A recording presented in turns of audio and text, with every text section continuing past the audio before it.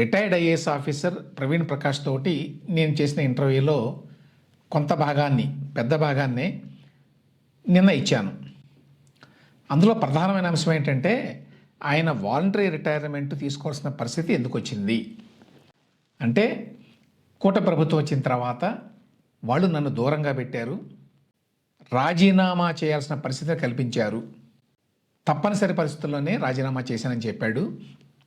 నా ఇంటర్వ్యూలోని ఈ అంశాన్ని ఇవాళ ఈనాడు పత్రికలో వేశారు. వీఆర్ఎస్ నిర్ణయం వెనక్కి తీసుకుంటే తీవ్ర చర్యలుంటాయని బెదిరించారు అనే హెడ్లైన్ తోటి ఈనాడులో ఈ వార్త వచ్చింది. ఏమని రాశారంటే, స్వచ్ఛంద పదవీ విరమణ దరఖాస్తు వెనక్కి తీసుకుంటే తీవ్ర పరిణామాలు ఉంటాయని అప్పట్లో తనని కొందరు బెదిరించారని చెప్పి మాజీ ఐఏఎస్ అధికారి ప్రవీణ్ ప్రకాష్ తెలిపారు. ఒక యూట్యూబ్ ఛానల్కి ఇచ్చిన ఇంటర్వ్యూలో ఆయన ఈ విషయం చెప్పారు. సర్వీస్ నుంచి వెళ్ళిపోయావు, అదే నీకు శిక్ష, మళ్ళీ సర్వీస్లోకి వస్తానని డ్రామాలు చేస్తే తీసుకుంటాం, కానీ ఆ తర్వాత తీవ్రమైన చర్యలు ఉంటాయి అని కొంతమంది తనకి మెసేజ్లు ఇచ్చారు అని చెప్పారు.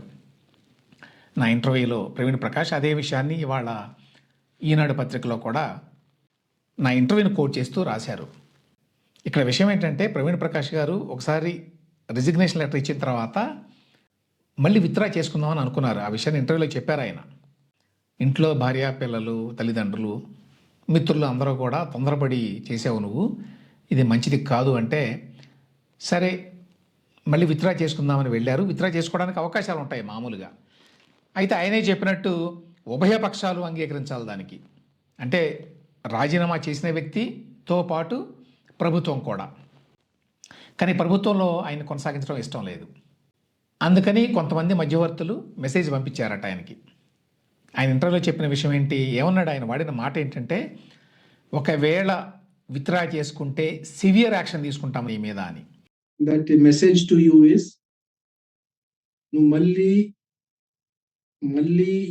ఎక్కువ డ్రామా చేస్తే వాపస్ రావడానికి తీసుకుంటాము, బట్ సివియర్ యాక్షన్స్ ఉంటాయి. సివియర్ యాక్షన్ అంటే ఏంటి? ఆయన మీద బహుశా కేసులు పెట్టేవారు, అరెస్ట్ కూడా చేసి జైలుకు పంపించేవారు. ఇది చాలామంది అనుకునే మాట. ఆ విషయాన్ని బహుశా ప్రవీణ్ ప్రకాష్ గారు గ్రహించే తర్వాత తన రాజీనామాని విత్డ్రా చేసుకోకుండా మానుకున్నారు. అప్పుడు చీఫ్ సెక్రటరీగా ఉన్న నీరబ్ కుమార్ ప్రసాద్ గారు తనకి బంధువే అని చెప్పారు ప్రవీణ్ ప్రకాష్ గారు.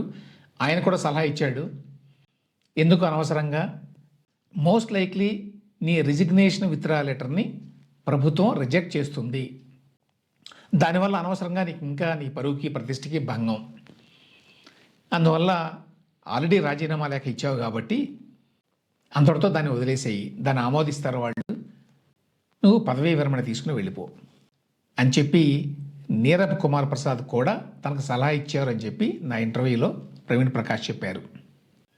దీన్ని బట్టి అర్థమయ్యేది ఏంటంటే, ఒకవేళ ప్రవీణ్ ప్రకాష్ గారు కనుక రాజీనామా చేయకపోయినా, రాజీనామా చేసిన తర్వాత మళ్ళీ విత్డ్రా చేసుకోవడానికి ప్రయత్నం చేసినా ఆయన మీద కేసులు ఉండేవి, ఆయన జైలుకు వెళ్లాల్సిన పరిస్థితి వచ్చేది. అలాంటి కేసులు చాలా చూసాం ఆల్రెడీ. పిఎస్ఆర్ ఆంజనేయులు, ఎన్ సంజయ్ ఇట్లాంటి వాళ్ళు. కాకపోతే ఐఏఎస్ ఆఫీసర్లు ఎవరిని కూడా ఇంతవరకు ఏ ప్రభుత్వం కూడా జైలుకు పంపించాల. బహుశా ప్రవీణ్ ప్రకాష్ గారి విషయంలో అది కూడా జరిగేదేమో కూటమి ప్రభుత్వం వచ్చిన తర్వాత.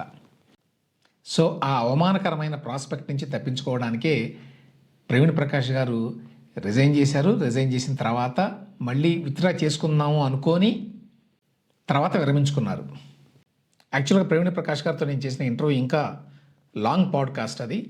దానిని ఈ ఆదివారం నాడు నేను యూట్యూబ్లో అప్లోడ్ చేస్తాను.